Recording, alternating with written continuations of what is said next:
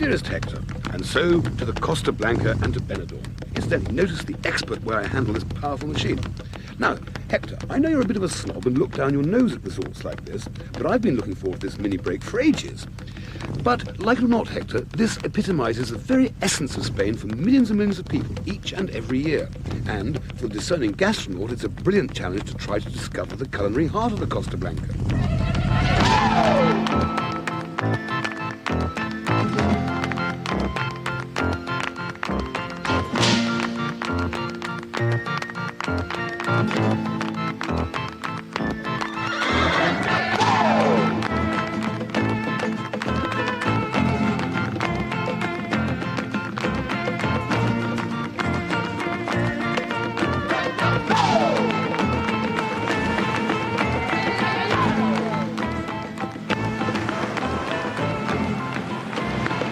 Once upon a time, this used to be a sleepy fishing village, minding its own business on the shores of the Mediterranean, until some bright spark 100 years ago placed an ad in the newspaper encouraging people to sample the excellent beaches.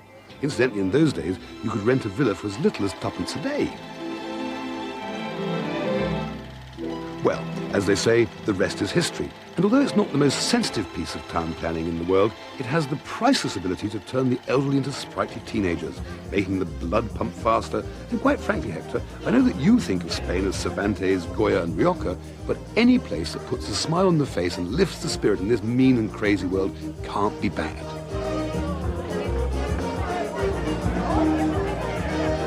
Anyway, as this is supposed to be a cookery program, I thought I'd visit my latest chum, Terry Williams, who runs a bar-cum-restaurant.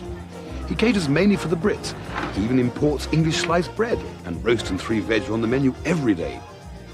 But one of his most popular dishes is saffron rice, with peppers, onions and garlic, simply stir-fried. More Chinese than Spanish, I'd say. Still, so what?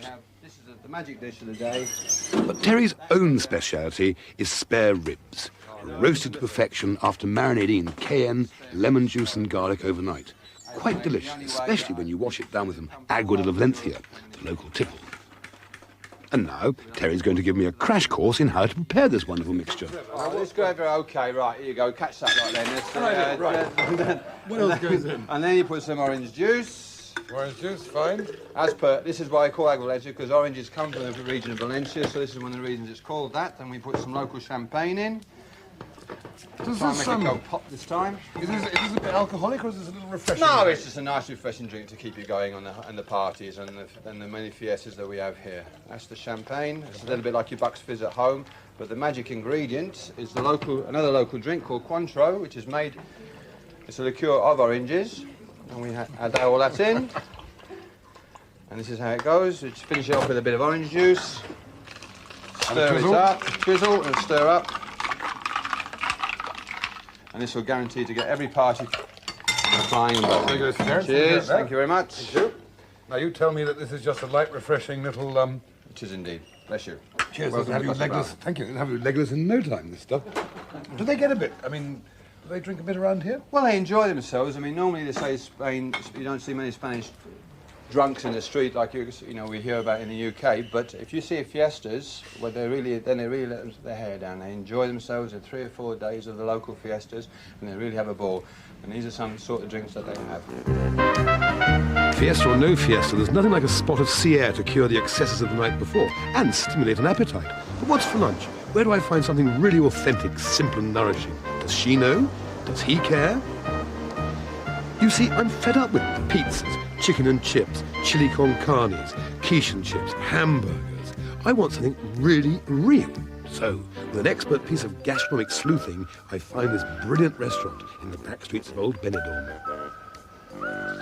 Right, this should be an amusing little sketch because my newest chum, Carmen, and I cannot speak a language in common, so we're going to be a bit muddled as we go along here. She's making her speciality, which is called arroz a banda.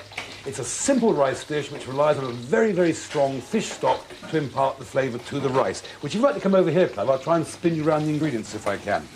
The fish stock which is in here has been made from these lovely shrimps and this big fish and the little red fishes here, all simmered lovingly so you've got the lovely rich stock.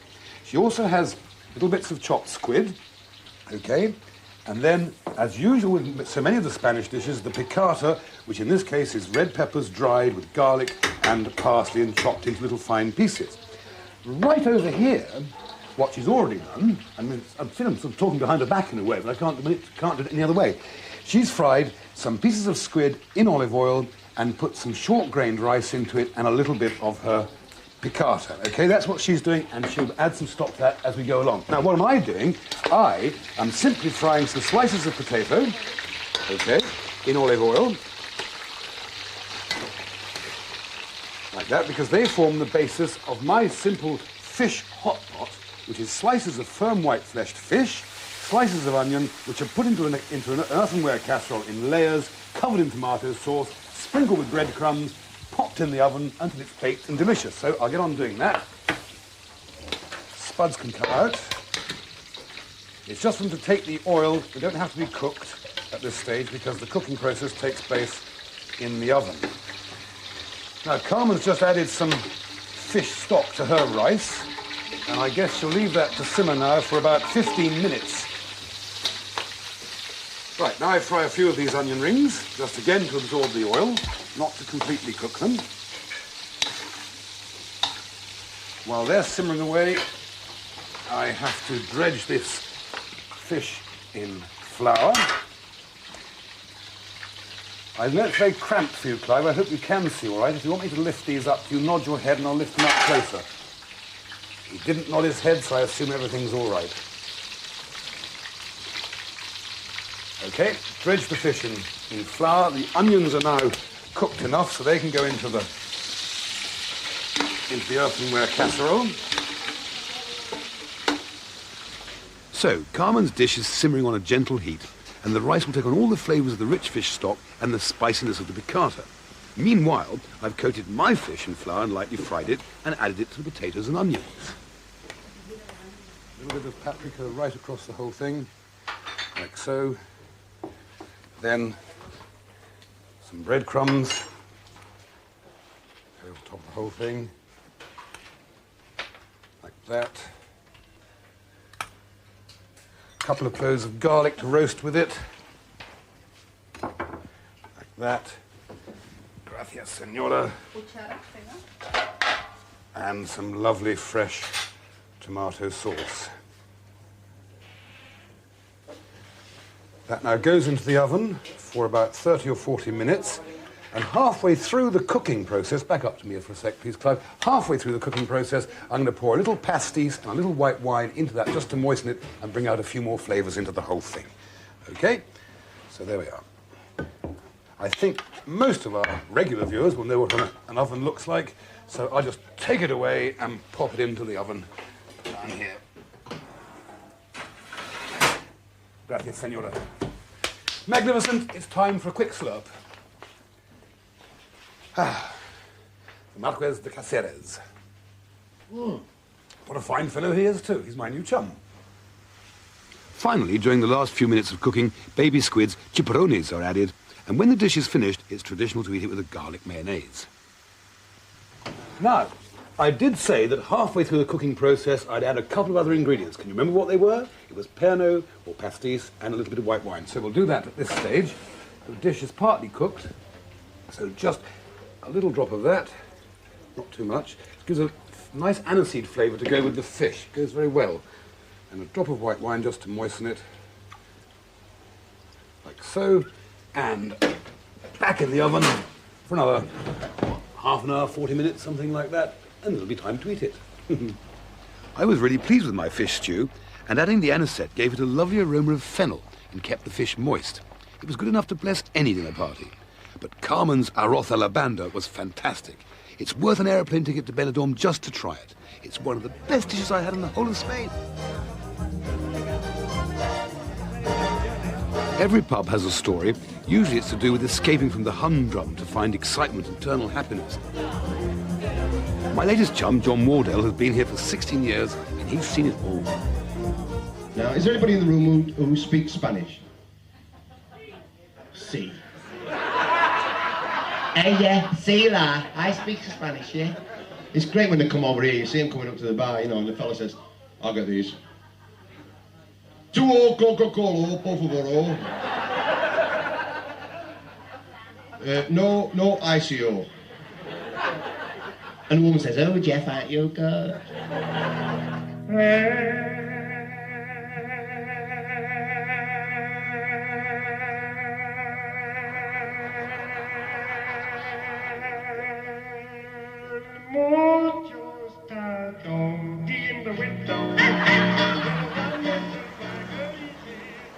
Thanks, John. The check's in the post.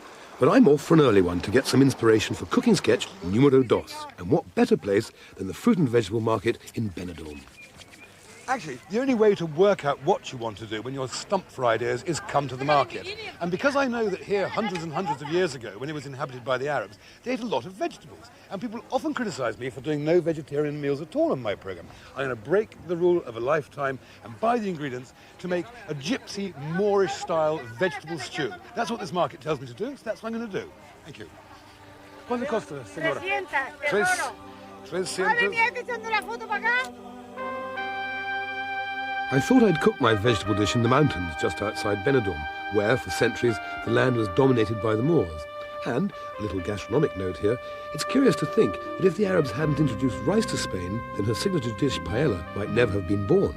But we should be cooking a huge paella much later. Now, I'm going to cook this little dish that the Arabs might have done centuries ago. So, Clive, if you'd like to come in, spin round the ingredients. Curious ingredients they are, too.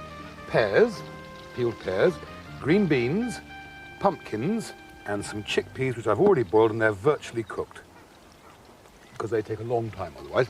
Now, in here, very important with Spanish cooking, some finely chopped onions and tomatoes sweating down in lovely olive oil. Okay, that's the base of our stew. But as with so many Spanish dishes, you've got to have the picata. This is the picata.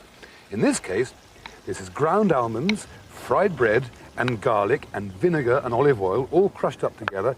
And to make it absolutely splendid, we put in a few strains of saffron, like so, and a little bit of paprika. And that all gets mashed up into a nice smooth paste, which not only thickens the stew, but it also enriches it and gives it a nice Moorish, Araby kind of flavour with the almonds. Right, so that's all happy there. Now, in with the imperial chickpeas and the water they've been cooked in. Okay, let that bubble away. Chickpeas, olive oil, tomato and onion. In with the pumpkin. Wonderful colours. Golden, red, yellow, green. They go in like that. The pears pop on top, like so. And then we stir in our paste, which will thicken and enrich this delicate thing. Pop the lid on and let it simmer away for about 40 minutes until the whole thing is tender, succulent and cooked. Now, what I'm going to do, because I'm in a vineyard and on somebody's farm, 7 weeks I've been in this country now, and I haven't learned how to use one of these things yet, and the director's determined I should get it all down my shirt, and of course I will. How do you do this? You get it down your shirt, in your eyes, but my God, it tastes jolly nice. I think I'll have it out of a glass, though. There have been vineyards here ever since Hannibal wandered past with his elephants, but these vines give cover to the birds which live a dreadful existence in these hills. I'm not opposed to popping the odd pigeon for the pot myself, but I draw the line at thrushes, blackbirds and larks. Anyway, my stew turned out beautifully, and it had a rich, lovely almondy flavour. And what with the pumpkins, the green beans, the chickpeas and the pears, it was delicious. You know, I sometimes get fed up with meat. I'm not a vegetarian though, but this is the sort of thing it's quite nice to have from time to time. Anyway, I've been invited to lunch at the Masroff vineyard by the owner Peter Pateman, who's been a sailor, a sheep farmer and a lumberjack, and he's okay. He's cooking pigs in his 14th century oven. Now they're dusted with wild rosemary and basted with honey and wine. They'll take about 2 hours on wood Mark IV. So while they cook away, I thought I'd make the perfect first course, a dish that not only tastes wonderful and refreshing, but typifies the landscape and the history of the area. And it also gives Clive and myself the opportunity to get out of the hot kitchen and savour the delicious aromas of wild thyme and rosemary from the hillside. But you won't be able to smell them from there, Clive. Thank you, Clive. That's much better. Now you can see what I'm really up to, which is to make a very simple but refreshing and typical soup of this region from almonds. Here are the almonds, okay? And in fact, if you glance over my shoulder in one of your lovely wide shots, you'll see orchards of almond trees all over the place. That's the basic ingredient. Also, we've got some grapes that go into it, some breadcrumbs, some garlic, which I've pounded into a smooth paste in my pestle and mortar here. Very smooth, lovely garlic. Some lemon juice, and something I very seldom taste myself, but I tell you, it is really good stuff. It's water. So, we assemble this simple soup thus. First of all, pop the garlic into our soup bowl, soup tureen. Stir it round the bottom a little bit. Add some almonds. I have to confess, I've never made this soup before, so it's a little bit of trial and error. Then we go with some water. Stir that round in so that the almonds, which are finely ground, it looks like, at the moment, I have to admit, it looks a little bit like wallpaper glue, but I promise you, as time goes on, it'll get rather splendid. Whisk, whisk, whisk, whisk, whisk. See, out in the country here, we're in a 14th century farm which has no electricity, so the cook's skills are really tested to the full today. There are no electric blenders, no grinders, no electricity of any sort. Right, here we go, Clive. This is thickening up nicely now. Just a little taste, because this is a suck it and see dish, really. Right, next, a little bit of wine vinegar. I think a bit more almond will go down very well in there. 1, 2, 3. And, by the way, the reason this soup is going to taste very, very nice is because the almonds are fresh. They're not dried ones. If you do try to make this at home, try to get the almonds which have come in their shells. Right, some lemon. Look at that. Everything from the mountainside is going into this dish, actually. The garlic, the grapes, the almonds, the bread. Do you know, it's wonderful. I can't describe to you how good it is. In with the grapes. Oh, they're shooting here today. Just about everything that crawls, flies, swims, or hurtles about the land is being blasted out of the countryside because it's the first day of the Spanish shooting season. Drop more water.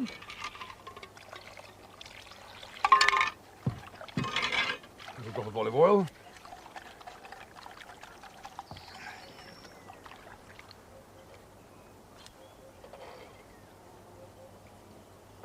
It's absolutely wonderful. Refreshing, it's Spanish, it's Moorish, it's delicious, the sun is shining, and I'm extremely happy. Look at it, Clive, big close-up of that. Very interesting looking stuff. The lunch that afternoon was magical. Peter's friends, relations and neighbours came round. The air was scented with roast pork and rosemary, and the strong red wine was starting to have some effect. Peter looked as if he'd just stepped out of a Hemingway novel, and I had the strong impression that this afternoon he wasn't to take any prisoners, and my instincts were right. The last thing I did was pour some honey, you know, after we finished. Yeah. Right, I poured right. honey, and it's honey from the mountain there. It's a natural honey from all the herbs and everything else. The bees get all the stuff from the herbs and the things of the mountain. These are cooked in the juice. Now these are good Spanish onions. They're like apples. They're so sweet you can eat them the way they are. Okay, they've been cooked in the juice from the pig, and these are all apples, and they're sautéed. You've got to saute them in butter. You don't cook them too much. Right. You've got to saute them very lightly. Butter and the juice, which has got wine and honey and everything else like that.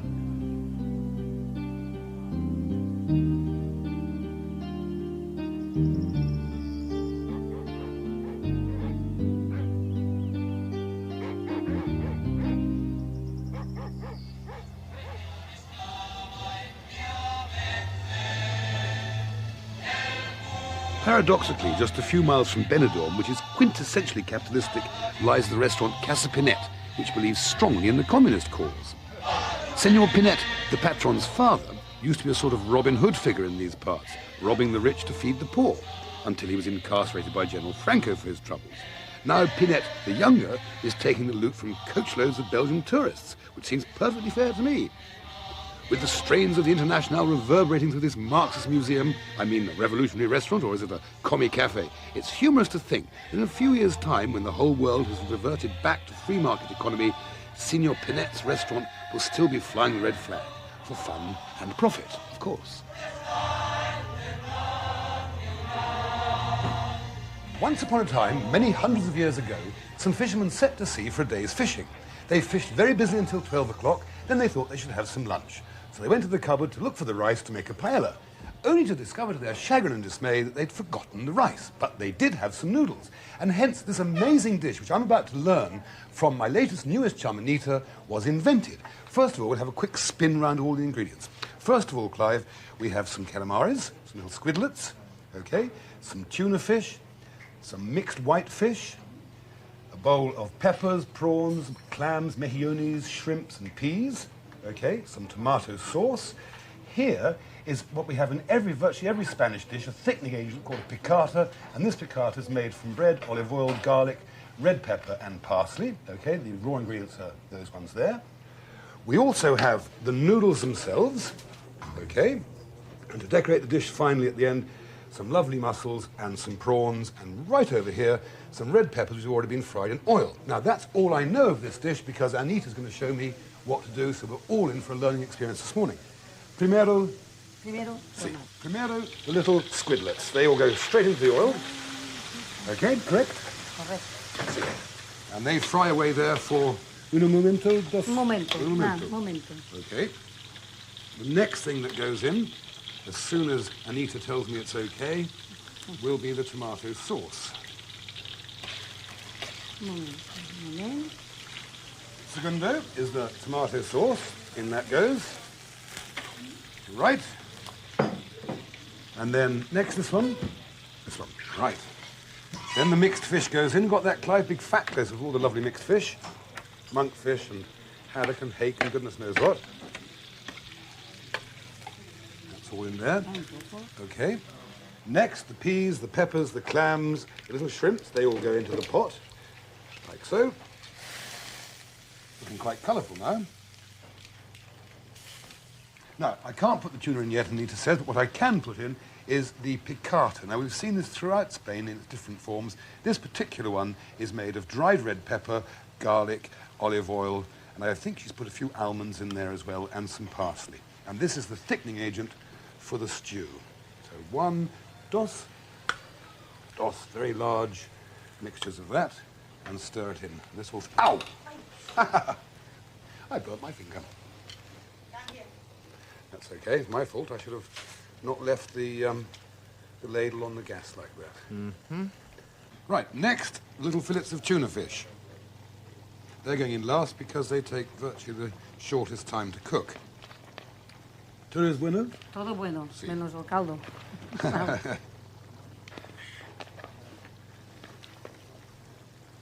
All right, tuna, and then some sal. Ahora la sal. Poco, mucho? Todo. That's a lot of salt. Vale. Right, salt. Right. Ahora un poco y poner aquí.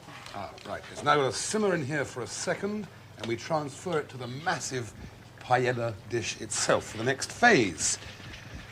Right, and we transfer... La comida aquí. Okay. Right. This is not for the limp-wristed, I can assure you. Right, there's that. So now we have to add the pasta. Ahora la pasta. Ahora la pasta. Muy bien. Toda, ¿eh? Todo. Toda. Darle un meneo. That's all the noodles in there. Sí. And now we add many ladles of fish stock. Uno, Más. dos, Más. tres. It's time just to finish it off by garnishing it. Firstly with some fresh mussels. Sort of arrange them in a sort of circle around the whole pan, really. And some lovely Mediterranean prawns, black against the red. Right. Muy bien. And last but not least, some wonderful roasted red peppers. Peppers have been roasted in olive oil and cut. It's actually a bit like being a childish painter, isn't it? Making a lovely big round-faced sun out of food. A happy plate of food. Painted in broad brushstrokes of colour. The ochre, the black, the red, the gold, the green. Ahora el aceite este. por encima. Right. There's an important bit. Sí. We don't waste anything in the Spanish kitchen, and that lovely flavoured oil from the pimentos Toda una Goes around the whole thing. 20 minutes, bubbles away like that on a low heat on this fabulous pan, and the next time you see it, we'll either have dropped it on the floor or we'll be eating it. Ahora. Mr. and Mrs. Pinnett proved that the cooking of really good food crosses all political boundaries. They liked it, they really liked it. And I liked it. It's a great dish, this noodle paella, and absolutely perfect for any kind of fiesta or a party. Now, around here they're really big on paellas, and for parties and festivals they make these enormous ones. You can do this at home if you want. First of all, put some olive oil, around about 5 gallons, into a large pan. Wood mark 4, and by the way, make sure it's orange wood. Add the chicken, the rabbit and duck to get the juices going and the meat brown.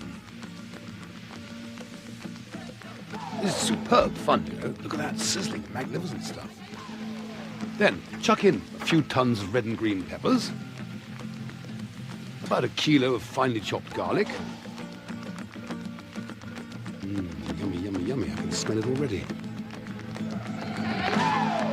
Then you need the entire contents of one supermarket's tomato department. Throw those in, about 10 buckets full. Check the fire again, make sure it's simmering gently. Then a few bucketfuls of red and white and green beans. Actually, this is a genuine Valencia paella. It doesn't have any fish in it, you notice. Then 5 or 6 milk churns of water. You can get your husband to fetch that in. And meanwhile, go out to the garden, get about 8,000 snails and sling them in. Then start ringing up your bank manager because you'll need a mortgage for this. The saffron's so expensive. Right, now some really good rice. Several buckets of rice. Incidentally, it's a short grain rice that comes from Valencia. Let that simmer away gently now for 20 minutes or so. Dampen the fire down so it doesn't overcook. Look at that. Brilliant. And all you have to do now is declare the day a national holiday, invite all your chums round, the doctor, the dentist, in fact, the whole town while you're at it, and you'll never have to give another dinner party ever again.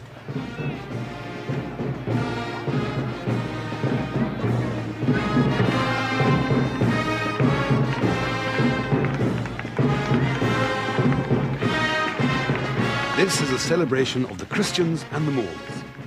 500 years or so ago, they were at each other's throats. And now, history is an excuse to have one hell of a party and dress up. And what's wrong with that, I hear you cry?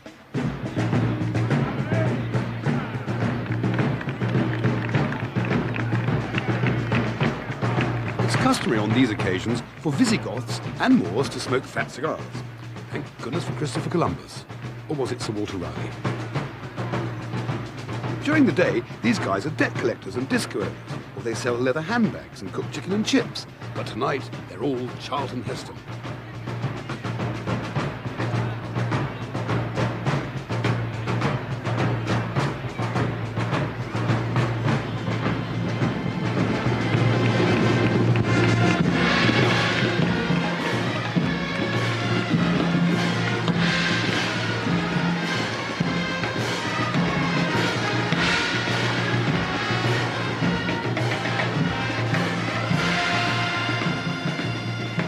Clive, the photography was fantastic. Better than anything Cecil B. DeMille could do.